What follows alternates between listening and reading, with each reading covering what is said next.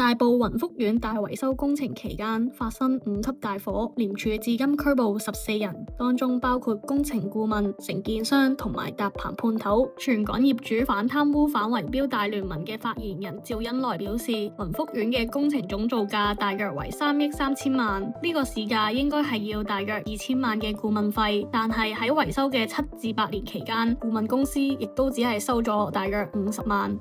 其實傳統嘅方法咁就係低價嘅顧問，到最後換嚟天價嘅維修工程。個屋苑啦要進行一個大維修工程嘅時候，我哋就需要去到聘請建築嘅測量師或者一啲建築師去到統籌呢個工程嘅進行。咁佢哋就會先對嗰棟大廈進行一個全面嘅勘探嘅工作。咁佢哋就會根據呢個勘探報告嘅內容，撰寫一份嘅標書喺呢個公開市場進行一個招標，招請一個工程嘅承建商去到進行一個維修工程。咁當呢個招標嘅程序完結咗之後，顧問公司就會負責審議嘅標書啦，就住呢啲入標嘅公司進行呢個評分，甚至係篩選嘅工作。去到完成咗呢個招標，業主大會通過呢個邊一間公司去承建呢個維修工程嘅時候咧，顧問公司亦都變成一個監工嘅角色，去到監察究竟呢個嘅承建商係真係妥善咁樣完成